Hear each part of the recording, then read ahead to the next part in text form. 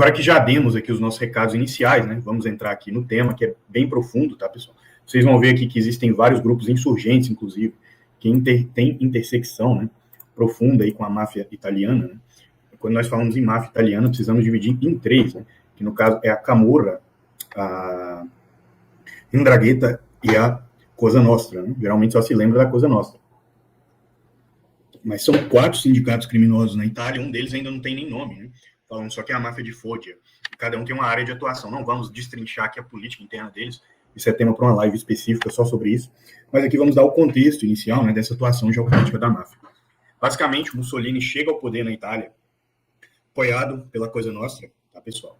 Mas depois, né, principalmente na região da Sicília, quando ele começa a tomar medidas estatizantes, fortalecimento do aparato de segurança, e começa a tirar poder da máfia, a máfia se levanta contra ele, ele declara guerra à máfia. Basicamente, sendo a mais proeminente nessa época a Cosa Nostra, né? Principalmente foi quem levou os imigrantes ligados aos sindicatos do crime ali para os Estados Unidos. Pois bem, né? Então aí, no contexto da Segunda Guerra Mundial, havia esse racha entre a Cosa Nostra e o Estado italiano, né? Apesar das relações entre ambos permanecerem até hoje, tá, pessoal? Posteriormente, tá, durante a Segunda Guerra Mundial, a máfia, então, por conta desse contexto político interno da Itália, que eu já falei para vocês, ela foi cooptada, tá, pelos Estados Unidos para atuar na Segunda Guerra Mundial a favor dos aliados, né, contra a Itália. Em específico, a Operação Husky, né, pessoal, que foi operação de invasão ali à Itália pelos aliados, né. A máfia foi crucial, tanto no levantamento de inteligência quanto na preparação de operações de sabotagem, né? Só que não parou por aí. Tá? Todo mundo lembra da Operação Husky, mas a máfia também cooperou com o exército americano, né? No sentido de contra-inteligência, feito ali durante a Segunda Guerra Mundial. Inclusive, existe um relato, né, que vocês vão encontrar só em livros muito específicos sobre a máfia e sindicatos do crime, de que o eixo, né, sobre a máfia e sindicatos do crime, de que o eixo, né, a Alemanha, tentou infiltrar alguns bordéis nos Estados Unidos, né, para fazer levantamento de inteligência, e o que ocorreu foi o seguinte, né, a máfia desbaratou todas essas células aí. Basicamente, o regime alemão, ele soltava, né, alguns operativos ali na praia, e eles chegavam nos Estados Unidos, né, com colaboradores dentro dos Estados Unidos através da diáspora alemã no país, além da diáspora nórdica, né, de países que estavam sob controle do eixo. E eles tentavam, né, através desse submundo aí, né, underground da criminalidade, fazer levantamento de inteligência para atuar contra os Estados Unidos. E aí, nesse sentido, né, nessa contra-inteligência nessa época, a máfia foi essencial, tá, pessoal, para a vitória na Segunda Guerra Mundial. Pouco se lembra disso. E aqui sem fazer nenhum juízo de valor, tá, pessoal? Sem fazer juízo de valor, juízo moral, etc. Onde existe cooperação, na verdade, onde existe atuação competente de inteligência, existe cooptação de sindicatos do crime e grupos criminosos. Tá? A China, o MSS chinês também tem contatos ali com as tríades. No Japão, já mostramos aqui numa live específica que o Estado Profundo japonês também usa a Yakuza, né, para certas aventuras aí. E no caso da Cosa Nostra, né, e dos sindicatos do crime da Itália, não é diferente. Boa noite, aqui é o Romulo, né, chegando para nos prestigiar aqui. Mas vamos avançando aqui, pessoal. Aí essa aqui é uma informação interessante, né, que posteriormente, pessoal, ali na época do Fulgêncio Batista, esse aqui é só o fato mais emblemático e mais memorável, né, em 47, o Lucky Luciano, né, que era o capo de tutti capi nessa época, o Il Capo dei Capi, né, ou seja, o maior chefão dentro da Cosa Nostra nos Estados Unidos, ele controlava o governo cubano. Se vocês lerem esse artigo aí, vocês vão ver que ele teve reuniões com o Meyer Lansky, junto de várias figuras do governo do Cesare Battisti, do Fulgêncio Batista. Ministros, inclusive, né, figuras ligadas ao aparato de segurança. Por quê, pessoal? Não é segredo para ninguém que a Cuba do Fulgêncio Batista, depois da morte do Roosevelt, ela virou um posto avançado de atuação dos Estados Unidos, mas quem era o músculo aí nessa projeção geopolítica era a máfia. Era a máfia italiana. Muitas pessoas criticam, né, basicamente a Revolução Cubana sem entenderem, né, os motivos que levaram à Revolução Cubana. E lembrando aqui que a Revolução Cubana é uma revolução nacionalista que depois se torna socialista, tá, pelo isolamento de Cuba ali. Mas o Fidel mesmo, ele era falangista, ele não era comunista. Ele tinha lá muita simpatia pela União Soviética. Falangismo, para quem não sabe, é um nacionalismo espanhol, né, de terceira posição. Mas enfim, Ou seja, a máfia foi crucial aí para os Estados Unidos projetarem poder geopolítico dentro de Cuba. Sendo essa conferência de Havana, em 47, o fato mais famoso, assim, apesar de não ser o único. Tanto que várias alusões são feitas a essa conferência aí, né, na cultura pop. E não são poucos. Todo mundo lembra ali do Poderoso Chefão, né? Eu não lembro se é no segundo ou no terceiro filme, que a Cuba tem uma proeminência, assim, toda especial, né, dentro dos negócios escusos da máfia. Mas era dessa forma que se projetava o poder. Boa noite a Gisele aqui também chegando, né, para nos prestigiar. Pouca gente aqui hoje com a gente. Não sei se tem outra live maior aí no mesmo horário, mas aí paciência, né? Vamos seguindo aqui, pessoal. O Andrew lembrou que o filme Scarface fala sobre sim. Inclusive o Scarface, né, o protagonista, o Tony Montana, ele é um criminoso cubano que é enviado como refugiado, né, para os Estados Unidos. Interessante. Boa noite. Walaikum salam, Elizabeth. Boa noite aqui também para o Edson, né, nos prestigiando. Pessoal, curte, compartilha, se inscreve, se torna membro. Nossas lives de sábado são exclusivas para membros. E façam super sticker, super chat para turbinar a live, a gente conseguir furar o algoritmo e chegar para mais pessoas. Exatamente, com o Al Pacino. Aquele filme ali tem uma das melhores atuações da carreira do Viggo Mortensen, né? Que é aquele ator que faz o Aragorn. Não, estou confundindo o Scarface com outro filme, também de gangster, com o Al Pacino, que é Carlitos Way, que é do Brian De Palma também. Mas vamos lá. Aí aqui, né? Alguns países, algumas regiões em que a máfia projeta poder também, e também é utilizada, tá? Isso hoje. No Canadá, você tem tanto a Cosa Nostra quanto a Ndrangheta, tá, pessoal? Todo mundo fala máfia siciliana, mas na verdade são máfias do sul da Itália. A Cosa Nostra é mais a Sicília ali, né? E a Ndrangheta, ou Ndrangheta, não lembro como se pronuncia, é da Calábria, né? No caso. Ou a famosa máfia calabresa, né? O que vocês acham desse nome aí? E a Ndrangheta hoje é mais forte do que a Cosa Nostra. Ou seja, tanto a Cosa Nostra quanto a Ndrangheta projetam um poder dentro do Canadá. Aí aqui, né, que é um fator esquecido, mas a Ndrangheta, ela também projeta poder em Bruxelas, tá? Que é sobre esse artigo aqui específico da Bélgica. Existem bairros inteiros na Bélgica controlados pela Ndrangheta. Da mesma forma que vocês veem certas facções criminosas controlando, né, certas facções criminosas controlando governos a nível regional, em países da América Latina, né? Mas como é em Bruxelas, aí ninguém menciona nada, todo mundo faz vista grossa, por aí vai, mas enfim. Aí também é outro foco de atuação da Ndrangheta, pessoal, junto, inclusive, como nós vamos ver aqui, de grupos insurgentes islâmicos que também atuam nesse país. Amo esse tema. Hoje é sobre os carcamanos, sim, os carcamanos. Estamos perto, Carlos. Um abraço, pessoal de Jundiaí. Boa noite, Marilis. Avançando aqui, né, pessoal? Aí aqui, né, vamos falar sobre um assunto bem delicado aqui, né, que é o senhor Michele Sindona. Tá? O senhor Michele Sindona, que é o nome dele para quem quiser pesquisar, ele fez parte de um grupo durante a Operação Gládio, que era chamado de P2, que era um grupo de propaganda anticomunista, né, anti-esquerda. Operação Gládio, para quem não se lembra, foram os grupos anti-guerrilha, né, eram chamados assim, foram estabelecidos pela OTAN nos países que faziam parte da aliança, para contrabalancear a influência de governos de esquerda. Começa como algo propriamente antissoviético, né, para, digamos assim, estar preparado para uma guerrilha, caso os soviéticos invadam o país, mas se torna um mega aparato de propaganda contra qualquer governo minimamente alinhado à esquerda, nesse caso. E o senhor Michele Sindona, ele era um banqueiro ligado à máfia, tá? Em específico a Cosa Nostra. Ele basicamente se tornou banqueiro do Vaticano. Ele era ligado a P2, no caso, que era esse grupo de propaganda anti-Gládio ou anticomunista. Era também uma loja maçônica, né, para vocês verem como os filmes eles não mentem, assim, quando às vezes as agências de inteligência criam cenários assim rocambolescos. Né? E aí ele se tornou banqueiro do Vaticano, né, pessoal. E ele fazia mais ou menos esse meio de campo aí, né, entre o Vaticano, a Itália e a CIA, né, e as máfias, que eram usadas nessa época também pela OTAN para reprimir esse tipo de figuras mais alinhadas à esquerda e essas outras coisas. Por quê, pessoal? Porque o sul da Itália, até hoje, tem problemas sérios de infraestrutura. tem problemas sérios de integração com o resto da Itália. Já dei essa opinião em outras lives, mas não custa nada frisar, que a Itália, a Itália unificada, né, ela nasce mais de uma ideia romântica ali do Garibaldi, né, mais fruto do romantismo, do que de uma visão realista do mundo. Tanto que tem alguns livros que mencionam que quando Garibaldi chegava na própria Sicília, gritando Viva l'Italia, as pessoas geralmente achavam que era uma mulher com quem ele estava saindo, porque elas não sabiam nem o que era Itália, no sul da Itália.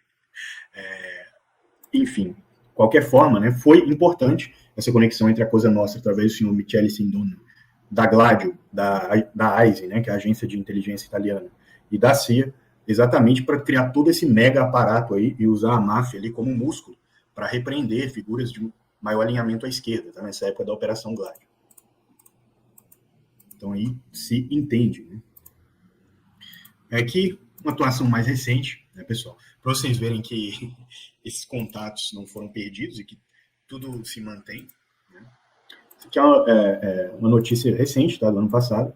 O senhor Berlusconi, né, ele tem ligações com as três máfias. Tá? Aqui fala da Cosa Nostra em específico, mas quem conhece a trajetória política do senhor Silvio Berlusconi, né, essa área aí da política italiana, foi perseguido ali durante a Operação Mãos Limpas, etc., que arrebentou com a indústria italiana, diga-se de passagem, da mesma forma que arrebentaram com a indústria brasileira com a Operação Lava Jato, que foi feita e inspirada na Operação Mãos Limpas, ele tem ligação com a máfia, tá? E usava a máfia para diversas questões, inclusive para projetar poder no norte da África, como vamos ver aqui, e em diversas regiões do Oriente Médio. A Operação Gladio merece uma live própria. Ela mostra toda a hipocrisia do moralismo da direita. Temos uma live no canal de Jair Smart News, com o professor Paulo, sobre a Operação Gladio. Depois, se vocês verem o vídeo aqui, né, que a nossa live acabar, assistam lá. Boa noite, o norte-coreano. Berlusconi merece respeito. O erro dele foi amar demais a Itália. Berlusconi tinha um homem muito bom. Vamos ver aqui o... Vou até fazer um parêntese aqui para procurar uma notícia do Berlusconi que eu vi aqui dia desses. Aqui, mostrar aqui para vocês. Va bene, va bene. Silvio Berlusconi diz que imigrantes não são bem-vindos, mas que belas garotas podem ficar. Esse aí é o Berlusconi. Mais italiano que isso, impossível. Vamos voltar para o tema aqui, mas só para vocês verem como o Berlusconi é uma figura ali até, digamos assim, como é que eu vou falar? Caricata, né? É uma figura assim emblemática da política italiana, folclórica. Deixa eu só abrir aqui as notícias, pessoal. Fiquem tranquilos. Fiquem tranquilos.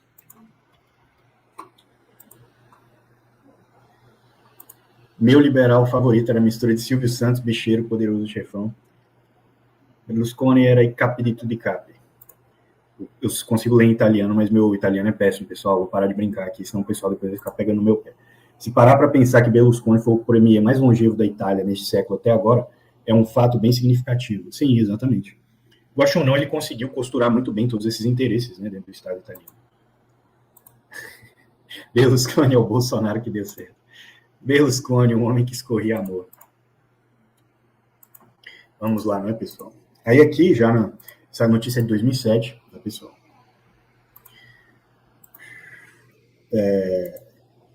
A máfia, basicamente, né, em Drangheta, estava vendendo material lixo nuclear, né, entre muitas aspas, aí foi alegado que foi nicho, mas eu duvido que seja, tá? Na Somália, para um comprador que não é declarado aí. Ao que tudo indica, isso aqui é análise, tá, pessoal? Isso aí não é fato que eu vou falar aqui, mas é o que tudo indica. Eu imagino, né, pelas conexões da máfia e da própria AISE e do Estado Profundo Italiano, que esse comprador muito provavelmente era o Gaddafi na Líbia.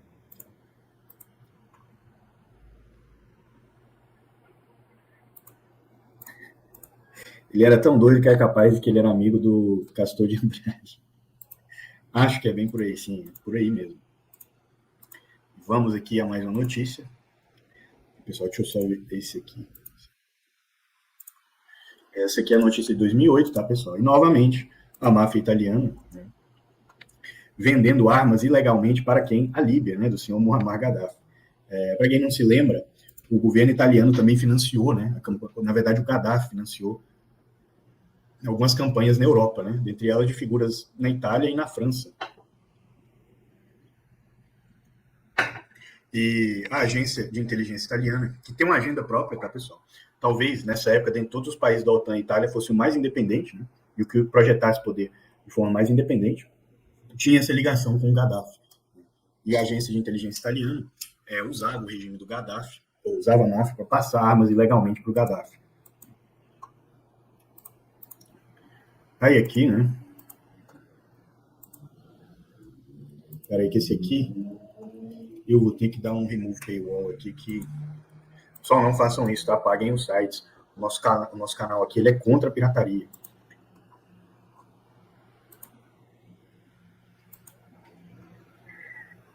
Aí, pronto. Só um momento, galera. Aí, né?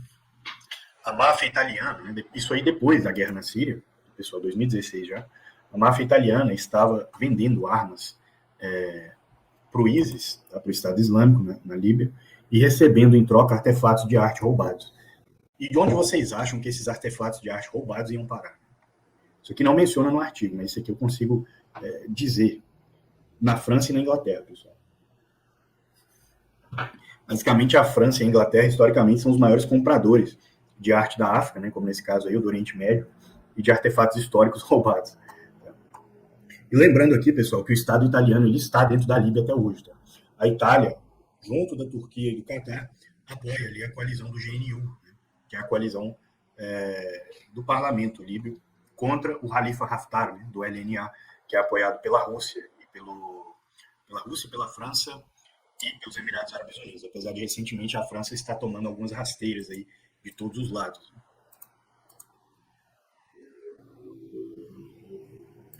Boa noite. Boa noite, Marco Aurélio, seja muito bem-vindo. Gaddafi era excelente, mas também era tudo doido. Cara, a casa de veraneio do Berlusconi também não é para tanto. Cosa nostra è cresciuta quando ha imparato a usare il telefono, mentre la Indraghita ha imparato prima a usare la internet. Por aí, ô Lineker, por aí. Mas hoje todo mundo deve usar BIP, né? Pager, ninguém deve usar mais esses aparatos eletrônicos ainda. Deixa eu ver aqui onde eu parei no meu roteiro, pessoal.